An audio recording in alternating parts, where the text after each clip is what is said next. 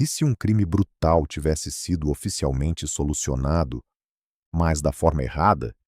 E se o Estado, pressionado pelo medo coletivo, tivesse preferido apontar culpados em vez de buscar a verdade? Hoje, no Além do Veredito, você vai conhecer um caso que não termina na sentença. O caso Evandro, o desaparecimento, abril de 1992. Na cidade de Guaratuba, o menino Evandro Ramos Caetano, de apenas 6 anos de idade, desaparece ao sair de casa. Guaratuba era uma cidade pequena, turística, onde crimes violentos eram raros. O desaparecimento de uma criança rompe qualquer sensação de segurança. Buscas são iniciadas. A população se mobiliza. Dias passam sem respostas. 6 dias depois, o corpo de Evandro é encontrado em uma área de mata. A violência do crime choca a cidade. O medo se transforma em revolta. E a revolta exige uma coisa: respostas rápidas. O Brasil dos anos 90 e o pânico moral. Para entender o que vem a seguir, é preciso voltar ao contexto da época. Início dos anos 1990. O Brasil vivia um período marcado por instabilidade social, forte influência religiosa e programas de televisão que exploravam crimes com tons sensacionalistas. Circulavam boatos sobre seitas, rituais e sacrifícios de crianças. A sociedade não pedia provas, pedia culpados. Nesse cenário, a investigação do caso Evandro deixa de ser apenas policial e passa a ser emocional. A tese do ritual. Sem provas concretas, a polícia adota uma hipótese que rapidamente ganha força. Evandro teria sido morto em um ritual satânico. Essa tese muda tudo. Ela transforma o crime em algo monstruoso, quase mítico, e cria a necessidade de um vilão à altura.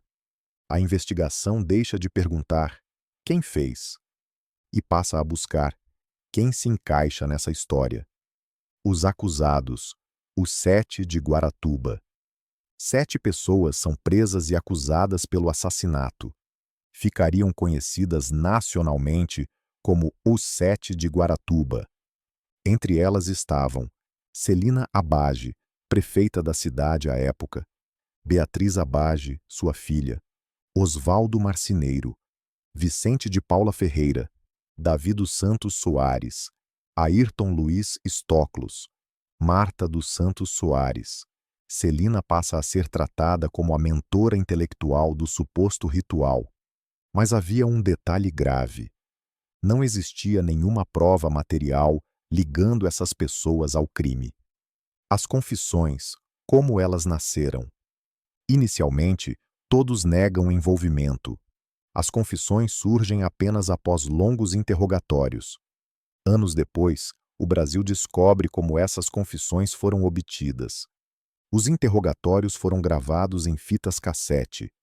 Quando esses áudios vêm a público, revelam algo perturbador: ameaças, pressão psicológica extrema, orientações explícitas do que deveria ser dito, promessas de alívio se confirmassem a versão da polícia. As versões começam a ficar cada vez mais parecidas, não porque a verdade apareceu, mas porque foi ensinada. O ritual que não existia. Com o tempo, peritos independentes analisam o caso, e a tese do ritual começa a ruir.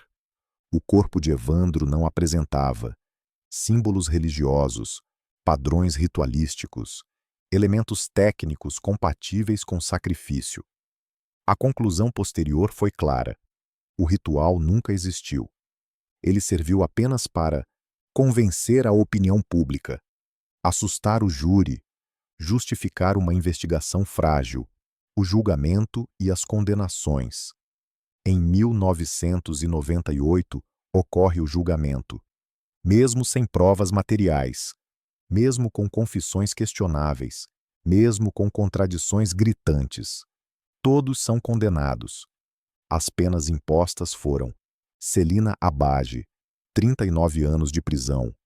Beatriz Abade, 39 anos de prisão. Os outros 5 acusados, 19 anos de prisão cada. O sistema RS pira aliviado. O caso é considerado encerrado, mas a dúvida permanece.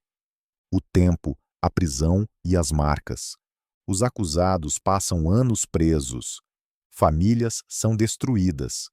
Filhos crescem sem pais. O nome, caso Evandro, vira uma sentença eterna. Mesmo após a soltura, o estigma permanece. O erro judicial não termina quando a cela se abre, ele continua na memória social. A reabertura do caso.